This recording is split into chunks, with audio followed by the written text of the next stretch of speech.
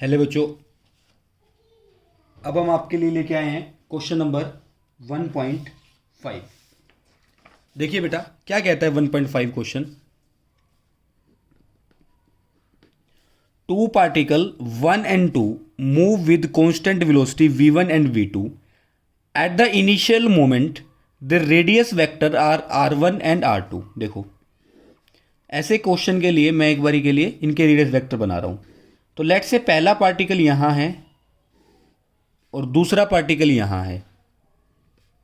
ठीक है, ये हो गया अपना r2 और ये हो गया अपना r1। Clear. Move with constant velocity v1। Let say v1 ऐसे चल रहा है, कहीं ऐसे ही मान रहा हूं रैंडम। ठीक है, एट द v1 एंड दूसरा वाला चल रहा है v2 से। How much these four vectors can be interrelated for the particle to collide. इनको टकराने के लिए ये चार पार्टिकल कैसे चलने चाहिए। ये v2 ऐसे चलना चाहिए कांस्टेंट वेलोसिटी से। ठीक है, तो अब अगर मैं इस ट्रायंगल को पकड़ता हूं, इसमें एक अपना वेक्टर मान लेता हूं r। तो इस ट्रायंगल से लिखूंगा तो r1 प्लस v1 तुम्हारा r के बराबर आ जाएगा, और दूसरे वाले ट्रायंगल से लिखूंगा नीचे वाली से तो r2 प्लस v2 भी हमारा r के बराबर आ जाएगा। ओके, बोलो। अब फ्रॉम 1 and 2 कर देते हैं।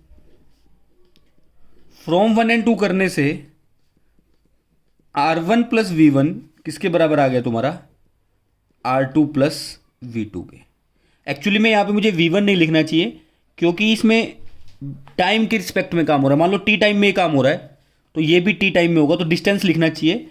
तो v1 into t, v2 into t, v1 into t, v2 into t. Clear. तो यहां से एक काम करो, r1 minus r2 equal to v2 minus v1 into t हो जाए। ठीक है, तो यहां से अब आप सोचो, t की वैल्यू हमेशा पॉजिटिव ही होती है, टाइम तो हमेशा पॉजिटिव होगा। तो ये पॉजिटिव जब पॉसिबल है बेटा, जब r1 माइनस r2 पैरेलल हो v2 माइनस v1 के। That means r1 minus r2 का और v2 माइनस v1 का पोजीशन वेक्टर सेम हो। तो वो कैसे आएगा,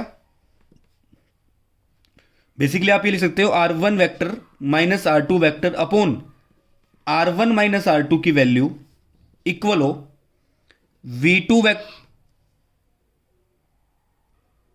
v2 minus v1 upon v2 minus v1 का मोड। तो ये आपका आंसर आ गया। ओके, थैंक यू बेटा।